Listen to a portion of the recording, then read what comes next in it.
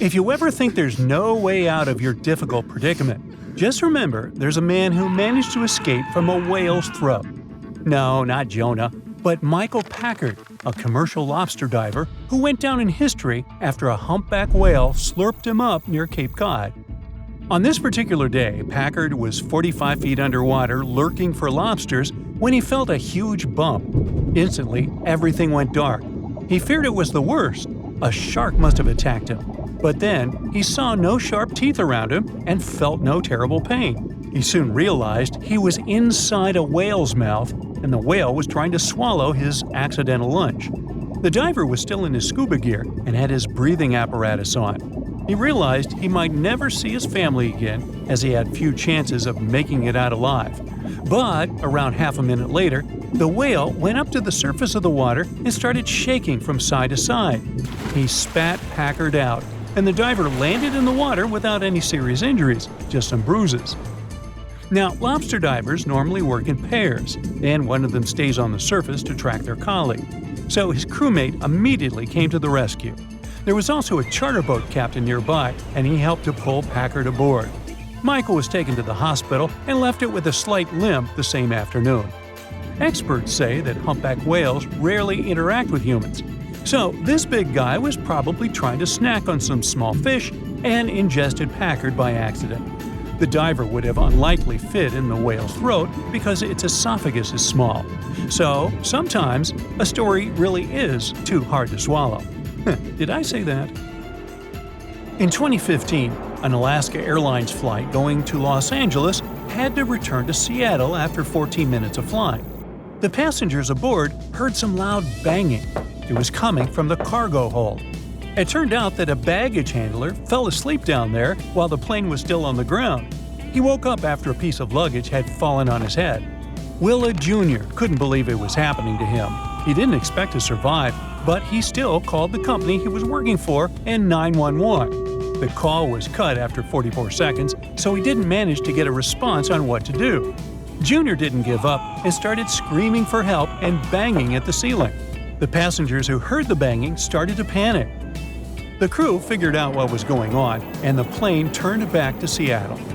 At that point, the baggage handler also started to panic, but for a different reason. He saw the police, the helicopters, and his boss on the ground and thought he would have to go to jail. He explained he didn't have lunch after 7 hours into his shift and just dozed off.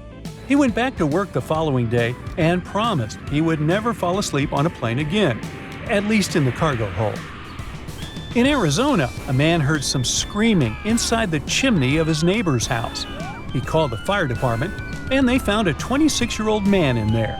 He spent 4 hours inside the chimney before his happy rescue and was all covered in soot. He explained to his rescuers that he got stuck as he tried to get into his own house after he had locked the keys inside. He went down deep enough to touch the floor with his feet, but got stuck in the narrower part of the chimney near the fireplace. The fire crew lowered a rope down the chimney and pulled the young man onto the roof. He didn't have any injuries and became one of several people in Arizona who have been saved from chimneys before. Someone else fell down while playing, and another guy got inside just for fun. Now, sometimes firefighters don't have to take down flames, but instead pull people out of storm drains. In California, a woman saw legs trapped halfway in a manhole in the street. As it turned out later, a 21-year-old man spent 40 minutes down there. He jumped in, trying to get his cell phone out. Police came to the rescue but couldn't do anything to help. Only the firefighters managed to rescue him using special netting equipment. Later, he told the news channels he had been followed by some criminals. So the next time you use a public bathroom, make sure there's no one sticking out of it. In Norway, a man somehow managed to climb feet first inside a toilet to retrieve his friend's phone. The tank was not connected to the sewer and was only emptied once a season. The brave volunteer stood thigh-deep in whatever was inside the toilet for an hour. Firefighters had to break the toilet to help our hero. He later shared it was the most disgusting experience in his life, and he was afraid of confined spaces. It must have been one priceless phone he went through all this for. He didn't manage to get it out, by the way.